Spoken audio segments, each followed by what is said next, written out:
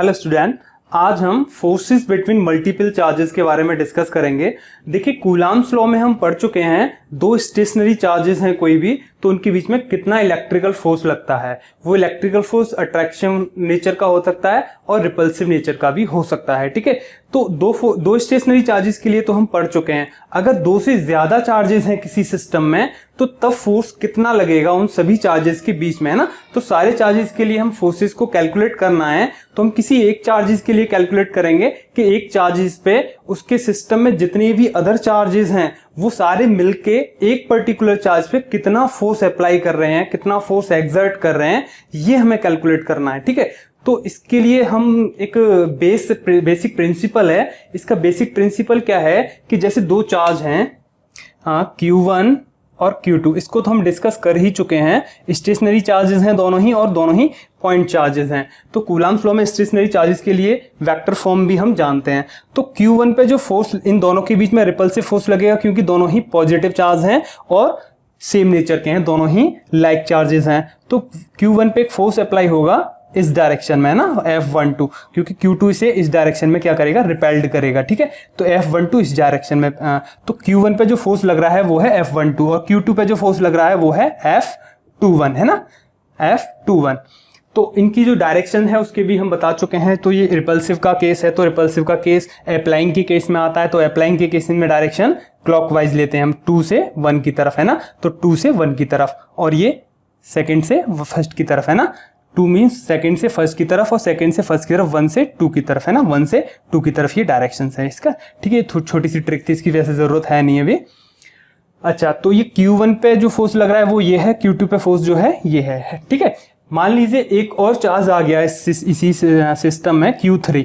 ठीक है, तो Q3 जो फोर्स लगाएगा वो लगाएगा इस पे, इस डायरेक्शन में रिपल्सिव फोर्स लगाएगा। सपोज ये भी पॉजिटिव चार्ज है तो इस पे एक फोर्स लगेगा F13।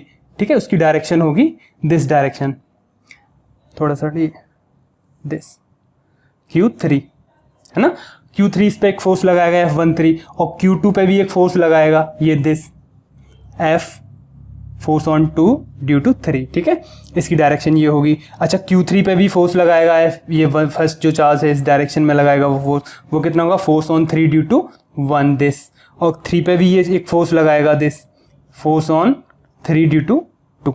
तो एक दूसरे की वजह से इन पे म्यूचुअल फोर्सेस काम करेंगे। ठीक है, अब हम चाहते हैं यहाँ पे कि Q1 का जो फोर्स है ना, ये Q1 पे कितने फोर्सेस लग रहे हैं, एक तो 1 F12 लग रहा है और एक F13 लग रहा है। ठीक है, तो हम Q1 को स्टडी करना चाह रहे हैं। तो Q1 हमारा सिस्टम है, तो जो फोर्सेस लग रहे हैं Q1 पे हम केवल उन्हीं फोर्सेस को कंसीडर करेंगे, बाकी के फोर्सेस से हमें कोई मतलब नहीं रहेगा। मींस Q1 कितना फोर्स लगा रहा है दूसरे किसी चार्जेस पे उससे कोई मतलब नहीं है। Q1 पर कितने फोर्स लग रहे हैं उन फोर्सेस को हमें कंसीडर करना है ओनली यहाँ पे। ठीक है, तो बाकी के फोर्सेस ये F21 भी काम नहीं करेगा, क्योंकि Q1 पे एक तो F12 लग रहा है और एक F13। यहाँ दो फोर्सेस ही हैं जो Q1 पे काम कर रहे हैं इन दोनों की वजह से। ठीक है, और ये इन फोर्सेस का तो कोई मतलब ही नहीं बनता, क्योंकि ये Q2 और Q3 के बीच में लग रहे हैं, क्योंकि हमारा सिस्टम कौन है, Q1 है। ठीक है, Q1 हमारा सिस्टम है, तो इन फोर्सेस का कोई मीन्स नहीं है यहाँ पे। तो Q1 पे Q2 की वजह से फोर्स लग रहा है F12 और Q3 की वजह से फोर्स लग रहा है F13। ठीक है, तो पहले जो फोर्स लग रहा था Q1 और Q2 के बीच में जब Q3 नहीं था तो वो था F12। अब एक और चार्ज आ गया Q3, तो Q3 की वजह से जो Q1 पे जो फोर्स लग रहा है F12, ये F13, तो F13 F12 को कोई भी अफेक्ट नहीं करेगा। ये इसका प्रिंसिपल है। मींस दो चार्जेस के बीच में जो फोर्स लग रहा है अट्रैक्शन का या रिपल्सन का, उस पर कोई इफेक्ट नहीं पड़ेगा अगर उसी सिस्टम में कोई एक और चार्ज आ जाए और वो चार्ज कोई अट्रैक्टिव या रिपल्सिव फोर्स लगा सकता है। फिलहाल ये पॉजिटिव है तो ये रिपल्सिव फोर्स लगा रहा है यहाँ पे Q1 के साथ। अगर ये नेगेटिव होगा तो अट्रैक्टिव फोर्स लगेगा, उसकी डायरेक्शन दिस हो जाएगी। ठीक है, फिलहाल ये पॉजिटिव है तो direction away from the Q1। ठीक है, तो मेन प्रिंसिपल, बेसिक प्रिंसिपल क्या है, दो चार्जेस के बीच में जो फोर्स लग रहा है वो फोर्स डिस्टर्ब नहीं होता। ये फोर्स F12 डिस्टर्ब नहीं होता। एक और अदर चार्ज कोई भी आ जाए उसने जो फोर्स लगाया है, F13 ने जो फोर्स लगाया है, तो F13 F12 को डिस्टर्ब नहीं करेगा, बल्कि आके इसके साथ और ऐड हो जाएगा, है ना। ये इसका प्रिंसिपल है। तो Q3 हो सकता है, Q4 हो सकता है, एक और चार्जेस, जितने भी n चार्जेस हो सकते हैं। तो ये सारे चार्जेस मिलके Q1 पे जो ऑलरेडी फोर्स लगा रहा था Q2 उसको अफेक्ट नहीं करेगा। ये इसका बेसिक प्रिंसिपल है, ठीक है। बेसिक प्रिंसिपल इसी बेस पे है, इसे हम लिख देते हैं यहाँ पे, the principle is based on. तो सुपरपोजिशन प्रिंसिपल का बेस क्या है? तो the principle is based on the property that the forces with which two charges attract और repel each other, the forces with which two charges are attract और repel each other. ये जो force है attraction का या repulsion का, कौन सा? F12। ये F12 को यहां बता रहा है विद ईच अदर। F12 हो सकता है, ये अट्रैक्टिव हो सकता है या रिपल्सिव हो सकता है। Are not affected by the presence of other charges. ये अफेक्ट नहीं होगा कोई और प्रेजेंस, इनकी प्रेजेंस में कोई तीसरा फोर्स या चौथा फोर्स, कोई और भी फोर्स आ जाए यहाँ पे, तो F12 अफेक्ट नहीं होगा किसी अदर फोर्सेस से, F13 से, F14 से, जितने भी ऑल अदर फोर्सेस आ रहे हैं उनसे F12 अफेक्टेड नहीं होगा, ठीक है। तो इस पे जो नेट फोर्स होगा वो कितना होगा? फोर्स ऑन वन कितना होगा? हम जितने भी इस पे फोर्स काम करेंगे उनका सबका वेक्टर सम लेंगे, ठीक है। सिंपल मैग्नीट्यूड सम नहीं लेना है, वेक्टर सम लेना है। यहाँ पे F1 का वेक्टर, ठीक है, मैग्नीट्यूड नहीं है, ये ध्यान रखना है। F1 पे हमने वेक्टर साइन लगाया है, तो F12 फोर्स, तो नेट फोर्स कह सकते हैं हम इसे, नेट फोर्स ऑन चार्ज 1। तो चार्ज 1 पे कितना फोर्स लग रहा है? एक तो F12 लग रहा है और एक F13 लग रहा है, ठीक है। तो इनका क्या है? ये वेक्टर सम है। अगर एक और फोर्स होता कैसे लिखते हैं हम उसे? F14। ऐसे ही n फोर्सेस हो सकते हैं, तो 1 पे nth अगर फोर्स n चार्ज और आ जाए तो वो कितना लगाएगा? F1n फोर्स लगाएगा, ठीक है। तो 1 पे कितने फोर्सेस लग रहे हैं? n फोर्सेस, ठीक है। सबका क्या लेना है? वेक्टर सम लेना है। तो इसका सुपरपोजिशन प्रिंसिपल को हम कैसे लिखेंगे? इस स्टेटमेंट देखते हैं इसका। द सुपरपोजिशन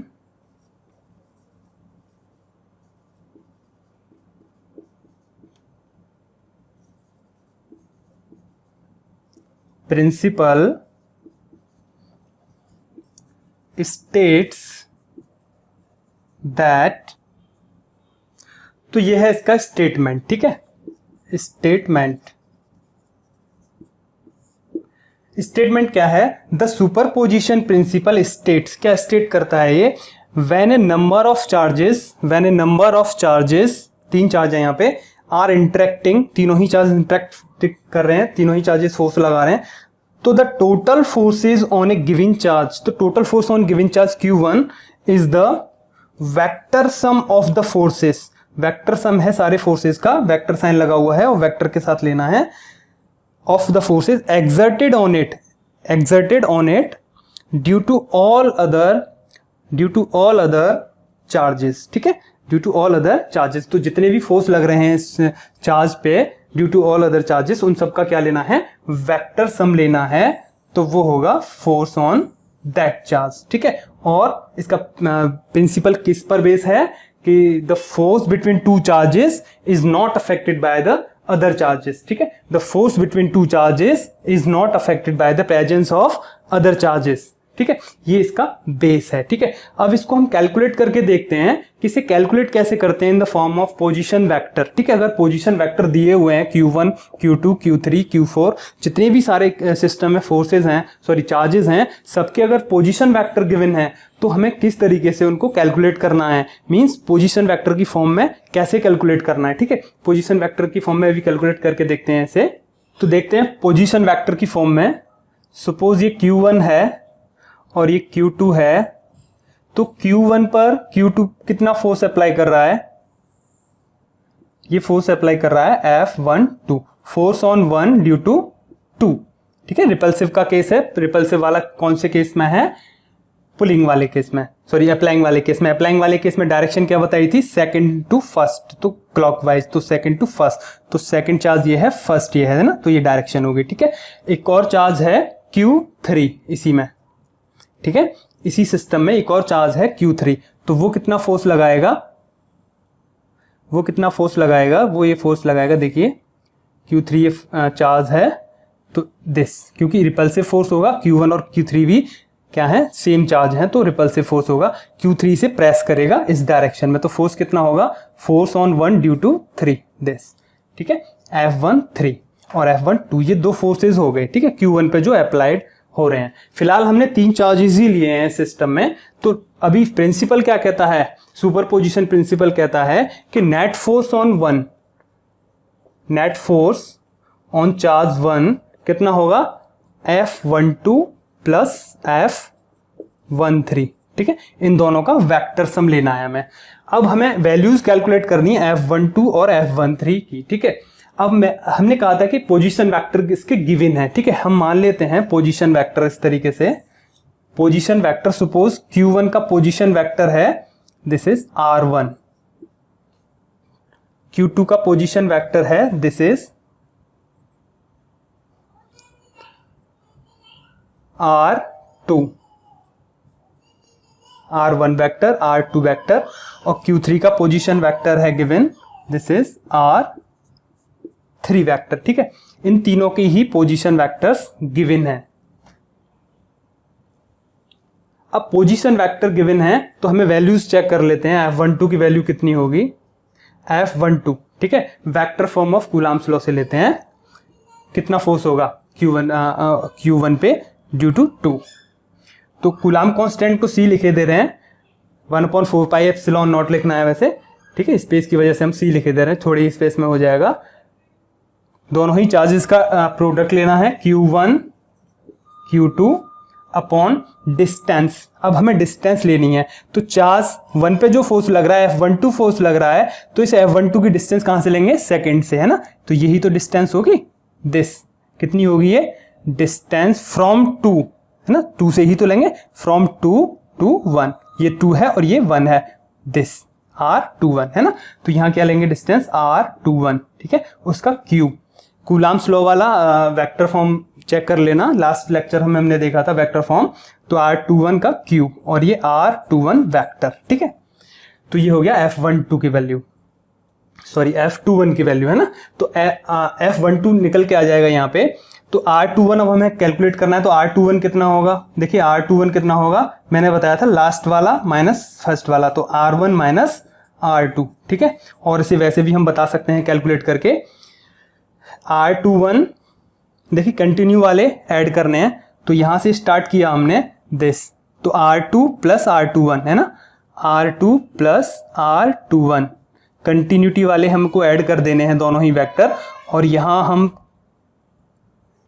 से स्टार्ट करके ये ऐसे गए, फिर कंटिन्यूस एक वेक्टर मिल गया, अपोजिट में एक वेक्टर मिल गया, तो अपोजिट वाला वेक्टर इक्वल में आ जाता है ना, तो R1 दिस, तो R21 कितना हो जाएगा, R1 माइनस R2, ठीक है, वही मैंने यहाँ पे डायरेक्ट लिख दिया, ठीक है, रिजल्ट को डायरेक्ट लिख लेंगे, लास्ट माइनस फर्स्ट, ठीक है, तो इसको यहाँ लिखने की जरूरत नहीं है, इसे समझ लेना है बस कि R21 की वैल्यू कितनी होगी यहाँ पे, ठीक है, तो ये R21 की वैल्यू हो जाएगी, ठीक है, तो R21 ये हो जाएगा। अच्छा, यहाँ जो ये जो वैल्यू है हम इसको मॉड की फॉर्म में भी लिख सकते हैं, है ना, मॉड की फॉर्म में दिस, तो इसका हम मॉड भी निकाल सकते हैं, तो फिर हम इसे डायरेक्ट यहाँ पे पुट कर देंगे, तो F12 हमारा ये हो गया, F21 कितना होगा, F21 C Q1 Q2, sorry F21 की तो जरूरत ही नहीं है यहाँ पे, हमें F13 निकालना है, F13 दिस, F12 तो ये कैलकुलेट हो जाएगा, इस वैल्यू को यहाँ रख देंगे, F13 कितना होगा,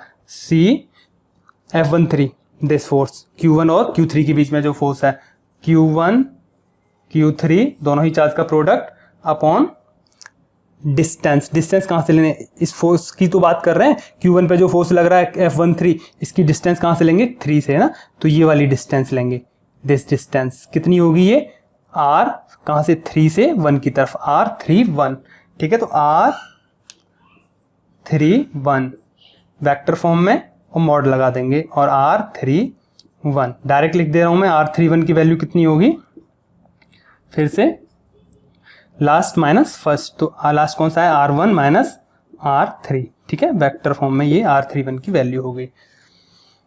तो हमें F12 और F13 दोनों ही वैल्यूज मिल चुकी हैं, इन दोनों को हम यहाँ पुट करेंगे, तो F1 नेट कितनी वैल्यू होगी इसकी, नेट फोर्स कितना होगा F1 पे, F1 जो क्या है, F1 क्या है, Q1 पे जो नेट फोर्स वर्क कर रहा है, ठीक है। सपोज ये this is the F1 net force, this is, है ना, इन दोनों वेक्टर के बीच में से ही तो कहीं जाएगा रिजल्टेंट। ये दो वेक्टर हैं 1 और 2, है ना, दो गिवन वेक्टर हैं F12 और F13, इन दोनों का रिजल्टेंट कौन होगा, F1 नेट। तो इसकी वैल्यू कितनी होगी, इन दोनों को हम ऐड कर देंगे, तो यहाँ ऐड करके पुट करेंगे वैल्यूज, तो ये होगा CQ1 Q2 upon R21 mod cube और R21 vector plus this value Q1 Q3 C R31 mod cube और R31 वेक्टर, ठीक है। ये यहाँ पे फिलहाल दो चार्जेस हैं, ठीक है, और ज्यादा चार्ज होते हैं, अगर एक और चार्ज हो जाता है सपोज C Q1 एक और Q4 होता है, तो ऐसे ही हम ऐड करते जाएंगे इसमें Q4, तो R41 mod cube R41 this, ठीक है। और n चार्जेस हैं तो हम क्या करेंगे, इसकी जगह n कर देंगे, ठीक है, यहाँ डायरेक्ट कर देते हैं Rn1 और this R for n charges, ठीक है। और यहाँ पे अगर n चार्जेस हैं तो, ठीक है, दिस, तो ये हो जाएगा टोटल, सबको हम ऐड करते जाएंगे यहाँ पे, ना, डॉट डॉट डॉट करके ऐड करते जाएंगे n चार्जेस के लिए, तो ये हो जाएगा net force on the charge Q1, ठीक है। इसको हम एक शॉर्ट फॉर्म में भी लिख सकते हैं, अभी एक सेकेंड।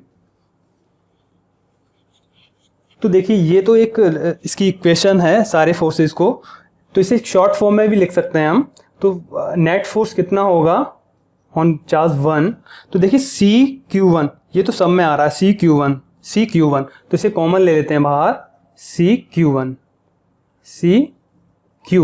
और इसे समेशन लगाएंगे एक साइन यहाँ पे, और देखिए 2 से स्टार्ट है वैल्यू, 2 3 4 5 ऐसे चलेगा और n तक चलेगा, है ना, तो QI, और यहाँ पे देखो 2 से स्टार्ट है R21 R31, तो RI1 सभी में आएगा, ये 1 1 1, है ना। तो I की वैल्यू कहाँ से स्टार्ट है, I की वैल्यू स्टार्ट है 2 से लेके n तक, और यहाँ पे वैल्यू कितनी है RI1, ये मॉड और इसकी क्यूब, यहाँ पे ये वेक्टर R2I, तो यहाँ पे RI और ये 1 सभी में आ रहा है, 1 ये सभी के साथ आएगा। तो I की वैल्यूज पुट करेंगे हम, सबसे पहला लेना है हमें, तो I की वैल्यू कितनी रखेंगे 2, यहाँ 2 हो जाएगा, तो फिर पहली वैल्यू कितनी आएगी CQ1 Q2 R21 whole cube, ये क्यूब इसका, और यहाँ ये वेक्टर फॉर्म में है और यहाँ पे भी 2 आएगा, फिर 3 वैल्यू रखेंगे तो ये टर्म मिल जाएगी, 4 वैल्यू रखेंगे ये टर्म मिल जाएगी, n रखेंगे I की जगह पे तो n टर्म हमें मिल जाएगी। तो ये शॉर्ट फॉर्म में हम इसे लिख सकते हैं, इस वैल्यू को, कंप्लीट वैल्यू को। I की वैल्यू कहाँ से चली है 2 से लेके और n तक, और C की वैल्यूज भी यहाँ पे हम लगा सकते हैं 1/4 पाई एप्सिलॉन नॉट, तो Q1 है ही already, Q1 summation sign I की वैल्यू 2 से लेके n तक QI upon RI1 cube RI1 vector, ठीक है। तो ये नेट फोर्स हो जाएगा on charge Q1 in the form of position vector, ठीक है। अब हम देखते हैं इसके बेस पे कुछ न्यूमेरिकल्स देखते हैं इसके बेस पे, ठीक है।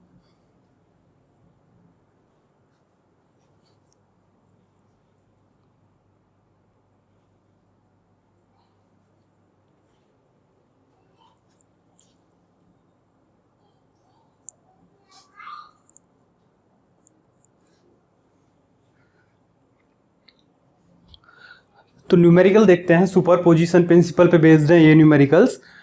तो फर्स्ट न्यूमेरिकल है the 3 charges Q1 Q2 Q3 are placed on the vertices of an equilateral triangle of side 1 metre, find the net electrical forces acting on Q1। तो एक इक्विलेटरल ट्राइंगल हमें बनाना है, दिस इज इक्विलेटरल ट्राइंगल,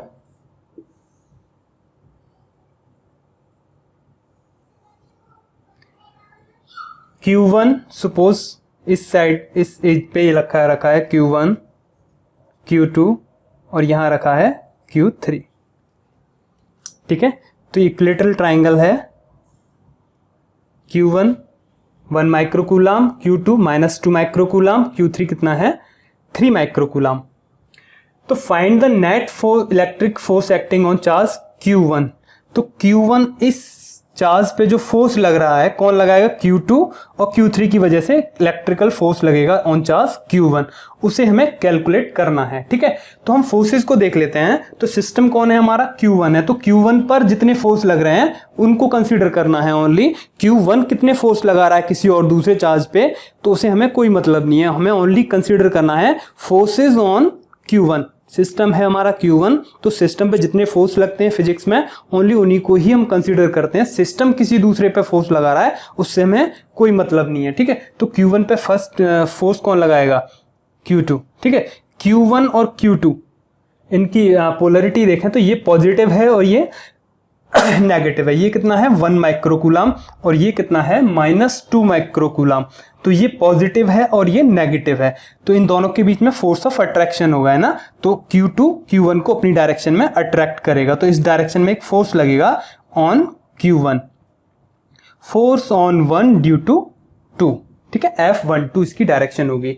अच्छा, Q1 और Q3 इन दोनों के बीच में एक फोर्स लगा। Q3 की वैल्यू कितनी है 3 माइक्रोकूलम, है ना, 3 माइक्रोकूलम। तो ये पॉजिटिव है और ये भी पॉजिटिव है, तो इन दोनों के बीच में जो फोर्स लगेगा वो होगा रिपल्सिव फोर्स। तो Q3 Q1 को रिपेल्ड करेगा, मीन्स इसे दूर भगाएगा। तो इस डायरेक्शन में एक फोर्स लगेगा, कौन सा होगा वो F13, दिस इज।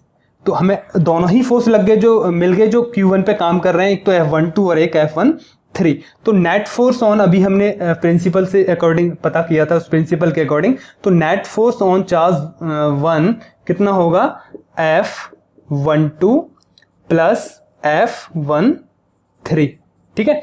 F12 और F13 इन दोनों को हमें कैलकुलेट करना है। अब ये साइड कितनी है 1 मीटर, दिस साइड 1 मीटर, क्योंकि इक्विलैटरल ट्राइंगल है, सारी साइडेड इक्वल हैं, तीनों ही साइड इक्वल हैं, है ना। और ये एंगल कितने हैं 60 डिग्री के।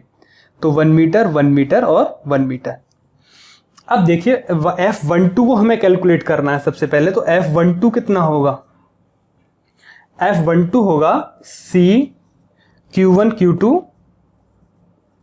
Q1 Q2, अच्छा Q1 Q2, और डिस्टेंस कौन सी लेंगे हम, है ना, इस चार्ज की डिस्टेंस कहां से लेंगे, सेकंड से, दिस, यही तो होगी डिस्टेंस। यहां पे जो फोर्स काम कर रहा है F12, उस फोर्स की डिस्टेंस कहां से लेंगे, अदर चार्ज से, Q2 से। तो कितनी होगी फ्रॉम 2 से 1, 2 से 1, R21। तो R21 इसका वेक्टर साइन, इसकी मॉड और Q, और R21 दिस।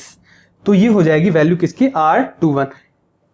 अच्छा, एक चीज और देखिए, यहाँ पे F12 और R21 दोनों ही अपोजिट है। F12 इधर है, R21 इधर है, तो यहाँ एक माइनस साइन आ जाएगा, है ना। तो माइनस साइन क्या शो कर रहा है, F12 और R21 दोनों ही अपोजिट डायरेक्शन में है, ठीक है। तो अब हम Q1 और Q2 को पोलरिटी के साथ नहीं लगाएंगे, दोनों को पॉजिटिव वैल्यू लेंगे। बताया था हमने वेक्टर फॉर्म में Q1 Q2 दोनों को कैसे लेना है, मैग्नीट्यूड लेना है। कब लेना है मैग्नीट्यूड, अगर हमने ऑलरेडी साइन कंसीडर कर लिया है, ठीक है। साइन हमने यहाँ कंसीडर कर लिया, ये साइन बता रहा है डायरेक्शन F12 और R21 की। अगर यहाँ साइन नहीं लोगे, आप साइन नहीं लेंगे, तब हमें क्या करना है, Q1 और Q2 को पोलरिटी के साथ यहाँ पुट करना है। तो Q1 को प्लस में पुट करेंगे, Q2 को माइनस में पुट करेंगे, तो प्लस और माइनस मिलके फिर भी यहाँ माइनस साइन आ जाएगा। तो हमें बस ध्यान रखना है ये दोनों शो कर रहे हैं या नहीं कर रहे डायरेक्शन को। तो F12 R21 यहाँ डायरेक्शन शो कर रहे हैं, तो नेगेटिव साइन ने शो कर दिया। अब Q1 और Q2 को हम पॉजिटिव ले लेंगे, या तो Q1 और Q2 को आप पॉजिटिव नेगेटिव ले लीजिए अकॉर्डिंग टू साइन, तो यहाँ पे हमें माइनस साइन नहीं लगाना, वो माइनस साइन शो कर देगा। या फिर पहले साइन को कंसीडर कर लेते हैं जो डायरेक्शन बता देगा इन दोनों की कैसे डायरेक्शन है, फिर Q1 Q2 को हम अकॉर्डिंग टू केवल मैग्नीट्यूड हमने यूज करेंगे यहाँ पे, ठीक है। तो साइन कितना, यहां माइनस साइन आ जाएगा, तो माइनस C।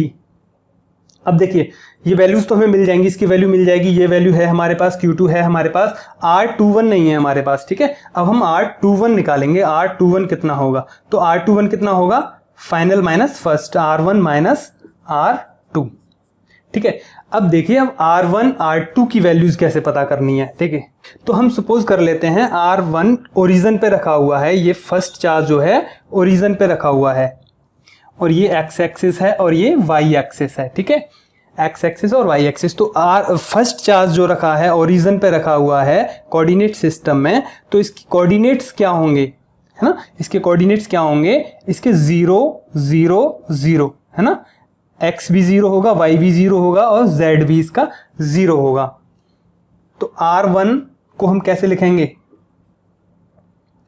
आपने क्लास 11th में पढ़ा होगा पोजीशन वेक्टर की वैल्यू कैसे लिखते हैं, x i cap, y j cap और z k कैप। ठीक है, तो x कितना है R1 के लिए, x 0, y कितना है 0, z कितना है 0। ठीक है, R2 के लिए x कितना होगा, यहां से यहां तक की डिस्टेंस कितनी है 1 मीटर 1, y कितना होगा 0, इस एक्सिस पे y 0 होगा और इस एक्सिस पे z क्या होगा 0।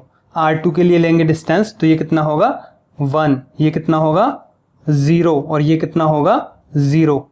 R3 के लिए जब हम लेंगे पोजीशन वेक्टर तो x कितना होगा, R3 इसका पोजीशन वेक्टर जो है ना, यहां से इस डिस्टेंस को ले लेंगे हम पोजीशन वेक्टर R3 कितना होगा, ये यहां से ये दिस, तो x 1 मीटर है, यहां से यहां तक 1 मीटर, तो ये कितना हो जाएगा हाफ 0.5। तो x कितना हो गया इसका 0.5। y दिस डिस्टेंस कितनी होगी, ये 1 मीटर है, ये 0.5 है, तो कितना हो जाएगा 1 स्क्वायर माइनस 0.5 स्क्वायर, है ना, hypotenuse square equals to base square plus perpendicular square. तो this is this value in, तो आप इसे कैलकुलेट करेंगे, तो कैलकुलेट करने के बाद इसका मैं डायरेक्ट रिजल्ट लिखे दे रहा हूँ, 0.87 आएगी इसकी वैल्यू। तो यहाँ से यहाँ तक की जो वैल्यू होगी वो होगी 0.87 मीटर। तो y कितना हो जाएगा 0.87 और z कितना होगा 0। तो इसके कोऑर्डिनेट कितने हो जाएंगे Q3 के 0.5, 0.87 और 0, ये हो जाएंगे थर्ड चार्ज के पोजीशन वेक्टर। तो इनका हमें यूज होगा, है ना। तो R1 कितना है, यहाँ पे हम पुट करेंगे 0 0 0, तो 0 i कैप, 0 j कैप और 0 k कैप। तो ओवरऑल कितना हुआ, ये 0 ही रहेगा। R2 कितना होगा 1 i कैप प्लस बाकी के सारी 0 0 j कैप 0 k कैप। तो R21 कितना हुआ, R21 R1 माइनस R2, तो R1 माइनस R2 करेंगे तो 0 माइनस 1, है ना, 0 minus 1 i cap plus 0 minus 0, 0 minus 0, बाकी के सारे 0 हो जाएंगे, और 0 माइनस 1 कितना हुआ -1, तो -1 i कैप हो जाएगा R21। ठीक है, R21 वेक्टर। लेकिन R21 का इसका मैग्नीट्यूड कैसे निकालेंगे, मैग्नीट्यूड कैसे निकालते हैं, R वेक्टर का क्या होता है magnitude, x square plus y square plus z square और अंडर रूट, है ना, यही तो होता है मैग्नीट्यूड। तो x कौन है, i का मल्टीपल कौन है, -1, -1 का स्क्वायर, y z तो 0 0 ही हैं, तो कितना हो जाएगा R21, मैग्नीट्यूड कितना हो जाएगा इसका 1। तो हमें R21 भी मिल गया और R21 मॉड मिल गया, मीन्स R21 का मैग्नीट्यूड मिल गया 1, और ये भी डायरेक्शन मिल गई हमें, ये भी पोजीशन वेक्टर हमें मिल गया। ठीक है, तो F12 निकल के आ जाएगा। यहाँ पे कैसे निकालेंगे F12 को, ये वैल्यूज को पुट करेंगे हम यहाँ पे, -C Q1 Q2, R21 कितना है 1 क्यूब, और R21 कितना है -i कैप, ये वैल्यू -1 i कैप, तो -i कैप। तो यहाँ में R12 मिल गया ओवरऑल। ठीक है, तो मैं यहाँ डायरेक्ट रिजल्ट लिखे दे रहे हैं हम यहाँ पे वैल्यूज पुट करके। ये माइनस और ये माइनस मिलके पॉजिटिव हो जाएंगे, तो C की वैल्यू कितनी होती है 9 इंटू 10⁻⁹। Q1 कितना है 1 माइक्रो कूलाम, तो 1 माइक्रो की जगह 10⁻⁻6 लगाएंगे हम। Q2 कितना है -2 माइक्रो कूलाम,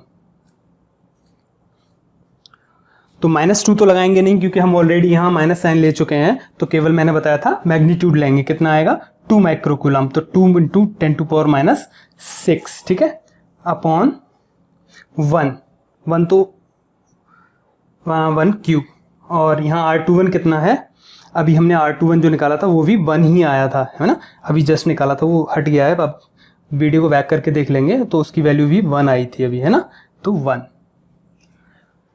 तो F12 को जब आप कैलकुलेट करेंगे, यहाँ पे आई कैप तो आपका चलेगा ही, आई कैप तो रख ही दिया हमने वैल्यू, सॉरी माइनस आई कैप, ठीक है, और ये वाला माइनस साइन, ये माइनस C Q1 Q2 और ये R21 और R21 दिस, ये है ऑलरेडी, तो ये दोनों माइनस माइनस मिलके पॉजिटिव हो जाएंगे, तो F12 कितना आएगा, इन सबको कैलकुलेट करेंगे हम, तो I तो रहेगा ही, माइनस माइनस प्लस हो जाएंगे, और इसका डायरेक्ट रिजल्ट आएगा, वो मैं लिखे दे रहा हूँ यहाँ पे, आप कैलकुलेट कर लेंगे उसे, 1.8 इंटू 10⁻⁻2, ये हो जाएगा F12, ठीक है।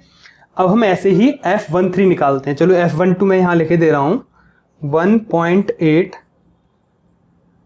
मल्टीप्लाई 10⁻² इंटू आई कैप प्लस, अभी हमें एक और वैल्यू चाहिए F13 की, फिर हम उसे यहाँ F13 की वैल्यू लिख देंगे, ठीक है। अब हम निकाल लेते हैं F13,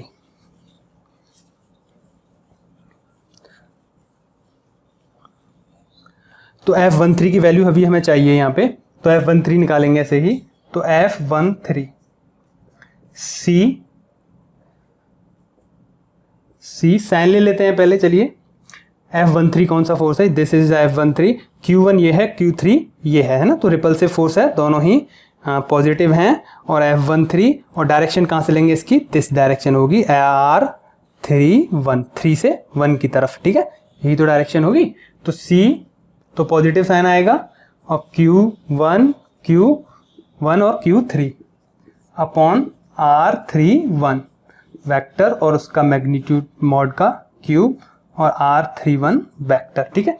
तो R31 कैसे निकालेंगे, अभी जस्ट जो कैलकुलेट किया था R21 उसी की तरह से, R1 माइनस R3, R1 कितना है पहले की तरह 0 आई कैप 0 जे कैप प्लस 0 के कैप माइनस R3 कितना है 0.5 आई कैप प्लस 0.87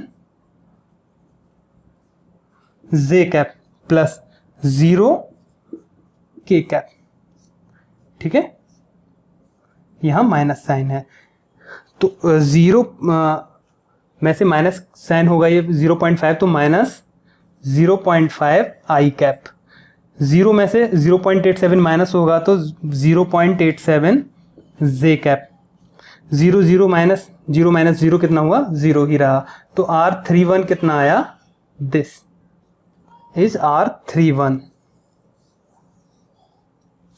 ठीक है, तो ये वैल्यू हो जाएगी R31 की। अब हमें इसका मैग्नीट्यूड चाहिए R31 का, कितना होगा, वही फॉर्मूला यूज करेंगे, x square y square z square उसका अंडर रूट, तो 0.5 माइनस इसका under square plus minus 0.87 square plus 0 z0 है स्क्वायर और अंडर रूट।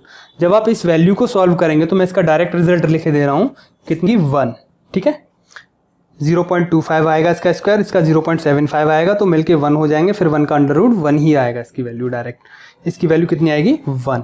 अब हमें कौन चाहिए F13, ठीक है, यहाँ हम वैल्यूज को पुट कर देते हैं, R31 ये है हमारे पास वेक्टर में और R31 का मैग्नीट्यूड ये है, ठीक है, वैल्यूज को पुट करेंगे यहाँ पे,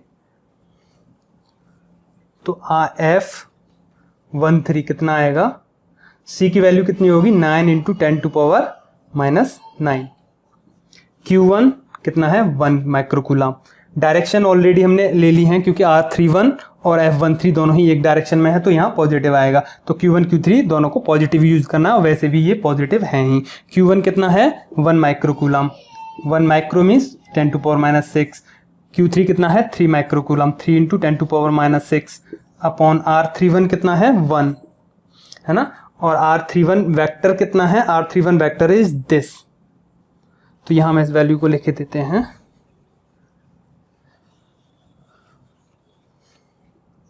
multiply by this R31, 0.5 I cap, this is minus sign, minus 0.87 J cap.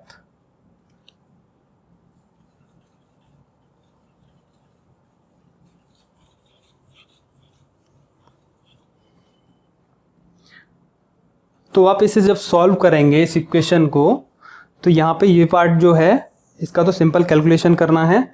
तो F13 जो आएगा आपका, यहाँ ये आई कैप में आया था, तो यहाँ पे भी आई और जे कैप दोनों ही फॉर्म में आएगा। तो जब आप इसे सॉल्व करेंगे, केवल मल्टीप्लिकेशन करना है, कैलकुलेशन करना है, और आई और जे की एक इक्वेशन आएगी, वो इक्वेशन में डायरेक्ट लिखे देता हूँ यहाँ पे। तो F13 कितना आएगा, F13 आएगा आपका डायरेक्ट रिजल्ट 0.135 माइनस 1.35 आई कैप माइनस 2.349 जे कैप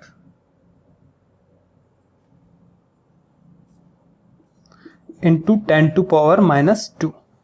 तो ये आएगा F3। तो F12 और F13 हमें दोनों ही मिल चुके हैं यहाँ पे, F12 और F13। तो F13 की वैल्यू हम यहाँ पुट कर देते हैं। F1 की हम ऑलरेडी निकाल ही चुके थे वैल्यू, आई कैप के साथ आई थी ये वैल्यू, प्लस F13 ये है, कितना है ये minus 1.35 I cap minus 2.34 J cap multiply by 10⁻⁻² this. तो ये हो गया F नेट। अब इसे कैलकुलेट करें और आगे हम इस इक्वेशन को,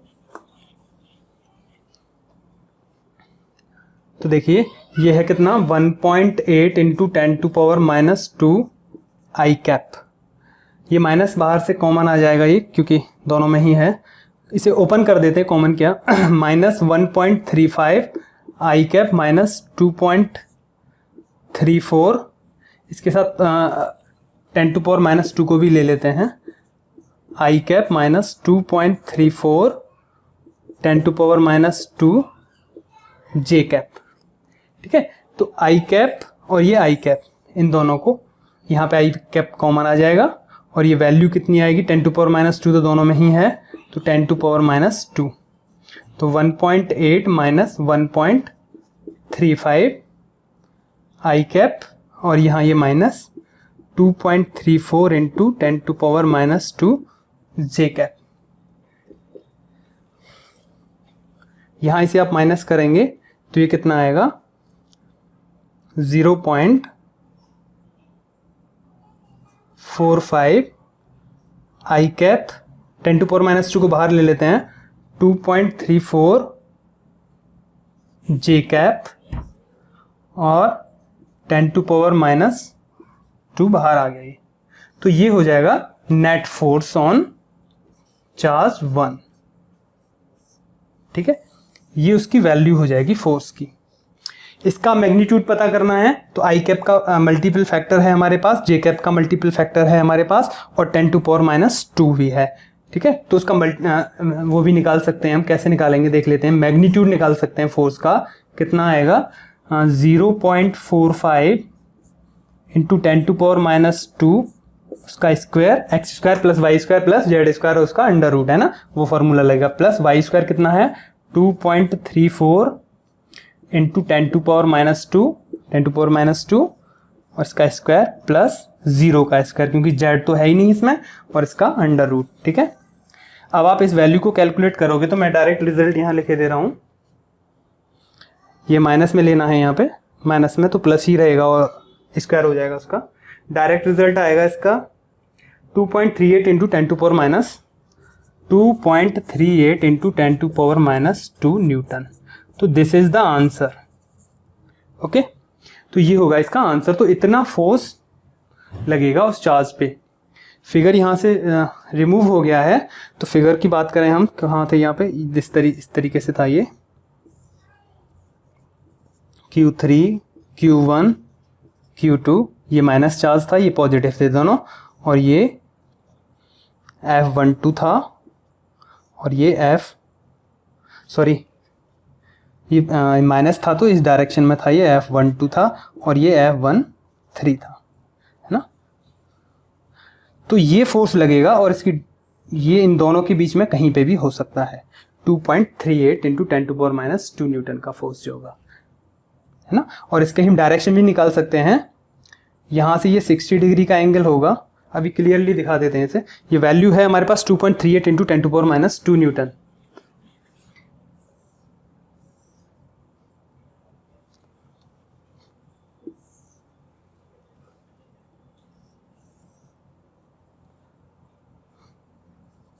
Q1 Q2 Q3, है ना। ये कितना था, F12, दिस इज F13, है ना। तो ये इक्विलैटरल ट्रायंगल है, ये 60 डिग्री होगा, ये 60 डिग्री होगा और ये भी 60 डिग्री होगा एंगल, ठीक है। तो F12 और F13 के बीच में होगा कहीं नेट फोर्स। कितनी आई थी अभी उसकी वैल्यू, 2.38 इंटू 10⁻² न्यूटन, ठीक है। ये होगा F1 नेट, जो मैग्नीट्यूड फॉर्म में होगा, है ना। तो कितना हुआ ये, और इसकी डायरेक्शन देख लेते हैं। देखो यहाँ ये एंगल हम निकाल लेंगे, ठीक है। ये एंगल, दिस इज अल्फा। इस एंगल को हम जब निकालेंगे, तो वैसे यहाँ एंगल की आपको ज़रूरत क्वेश्चन में पूछा नहीं है, लेकिन किसी और क्वेश्चन में पूछ सकता है एंगल को। तो देखो एंगल का एक निकालने का एक फॉर्मूला होगा, tan अल्फा इक्वल्स टू, अपने वेक्टर के बीच में एंगल्स पता करना है। सपोज ये एक वेक्टर A है और ये एक वेक्टर B है ना। और इन दोनों के बीच में एंगल अगर थीटा है तो कितना होता है, ये tan थीटा कितना होता है, जहां से ले रहे हैं एंगल, तो A वेक्टर से एंगल ले रहे हैं हम, तो A plus B cos theta और ऊपर B साइन थीटा। ये फॉर्मूला होता है, आपने क्लास 11th में पढ़ा था, ठीक है। यहाँ हम एंगल ले रहे हैं F12 से, है ना।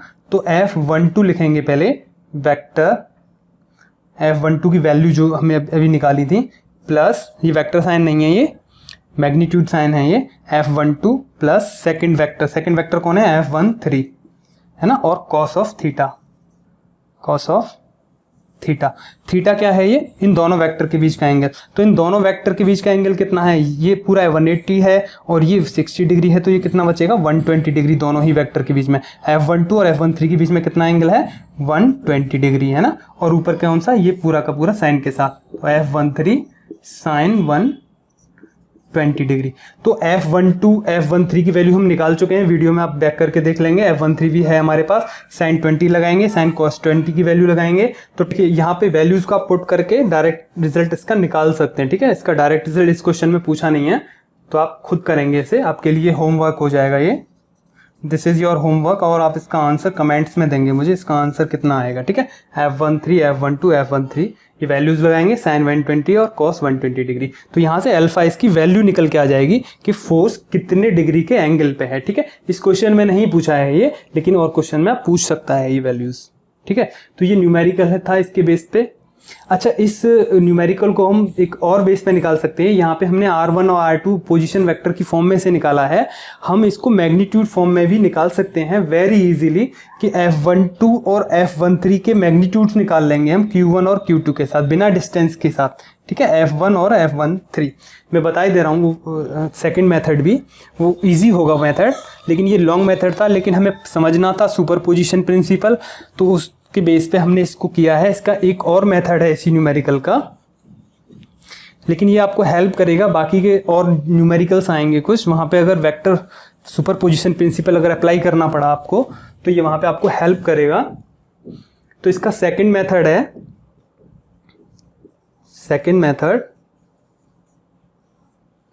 सेकेंड मेथड क्या है इसका, दिस इज Q3 था, Q1 Q2, ये F12 है ना, और दिस इज F13, ठीक है। तो आपने एक फॉर्मूला पढ़ा था R इक्वल्स टू, अगर A प्लस B है ना, दो वेक्टर हैं A और B, उनका रिजल्टेंट कितना है R, है ना, ये वेक्टर फॉर्म है, तो इसका मैग्नीट्यूड कितना होता है, वो होता है A square plus B square plus 2AB cos of theta और इसका अंडर रूट, ठीक है। ये होती है R की वैल्यू, है ना। तो ऐसे ही हमें कौन चाहिए, हमें चाहिए net force F1। Net force किसके पास, किसके ऊपर लग रहा है, Q1 के ऊपर, है ना। तो F1 नेट कितना है, वैल्यू कितनी है, F12 प्लस F13, है ना। तो इन दोनों, ये A और ये B, है ना, A और B, बिल्कुल R और F1 नेट।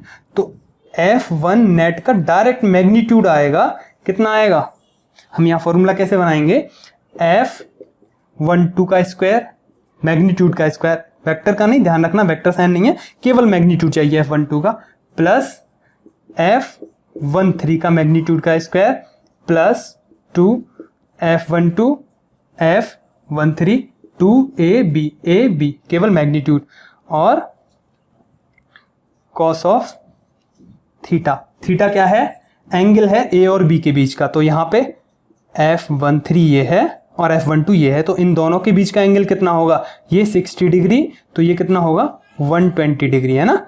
ये एंगल कितना होगा 120 डिग्री, क्योंकि ये 180 है, तो 120 प्लस 60 कितना हो जाएगा 180, तो थीटा कितना लगाएंगे 180 डिग्री, ठीक है। तो अब हमें कौन चाहिए, सिंपल इस न्यूमेरिकल को करने के लिए हमें चाहिए F12 और F13 के मैग्नीट्यूड चाहिए, है ना। इसमें पोजीशन वेक्टर का रोल नहीं होगा, ये इक्विलेटरल ट्राइंगल था, 1 मीटर इसकी डिस्टेंस थी, ये 1 मीटर डिस्टेंस थी, ये 1 मीटर डिस्टेंस थी, ये वाली साइड, तीनों ही साइड कितनी थी 1 मीटर डिस्टेंस, ठीक है। तो F12 और F13 की वैल्यू हम कैलकुलेट करते हैं यहाँ पे, तो कितनी आएंगी वो values,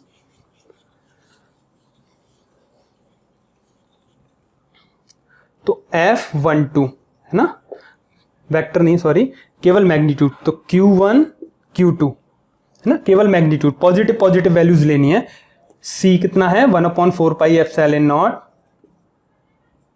into Q1 Q2 upon distance का स्क्वायर, सपोज ये A B और ये C है ना, तो AB का स्क्वायर, है ना, कोई डिस्टेंस नहीं आएगी यहाँ, सॉरी कोई पोजीशन वेक्टर नहीं आएगा यहाँ पे, ये वैल्यू कितनी होगी 9 इंटू 10⁻9, Q1 Q2, Q1 कितना है 1 माइक्रोकूलम, तो 1 इंटू 10⁻6, Q2 कितना है 2 माइक्रोकूलम, साइन नहीं लेते मैग्नीट्यूड में, ध्यान रखना है, तो 2 इंटू 10⁻6, AB कितना है 1 मीटर स्क्वायर, ठीक है, तो 1 का स्क्वायर। तो इसे आप सॉल्व करेंगे तो F12 कितना आएगा, मैं डायरेक्ट रिजल्ट लिख दे रहा हूँ यहाँ पे, F12 कितना आएगा, F12 आएगा आपका 1.8 इंटू 10⁻2 न्यूटन, 1.8 इंटू 10⁻2 न्यूटन, और F13 कितना आएगा, ऐसे ही F13 निकालेंगे 1/4 pi epsilon not Q1 Q3 upon AC distance का स्क्वायर, है ना, 1/4 पाई एप्सिलॉन नॉट कितना है 9 इंटू 10⁻9, Q1 Q3, Q1 कितना है 1 माइक्रोकूलम, Q3 कितना है 3 माइक्रोकूलम, 3 इंटू 10⁻6, AC कितना है 1, तो 1 का स्क्वायर। आप इसे सॉल्व करेंगे, सॉरी ये वेक्टर फॉर्म नहीं है, मैग्नीट्यूड है ओनली, कितना है ये आप सॉल्व करेंगे, इसे डायरेक्ट रिजल्ट दिखा दे रहा हूं मैं यहाँ पे, इसकी वैल्यू आएगी 2.38 इंटू 10⁻, सॉरी, और 2.7 into 10⁻, 2.7 into 10⁻3, sorry -2 Newton, -2 newton, तो ये F13 आ गया आपके पास, ठीक है। F12 मिल गया हमें और F13 मिल गया, है ना। तो कौन से फॉर्मूले में हमें इनको एडजस्ट करना है, अभी मैंने फॉर्मूला बताया था आपको, क्या था, नेट फोर्स ऑन 1 कितना मैग्नीट्यूड होगा उसका F12 square plus F13 square plus 2F12 F13 cos 120 degree और इसका अंडर रूट।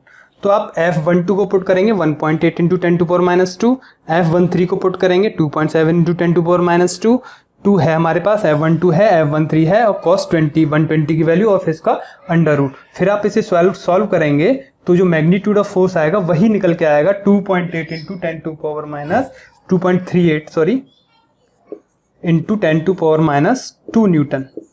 तो यही आंसर आएगा, ठीक है। और एंगल भी आप इसका निकाल सकते हैं यहां पे।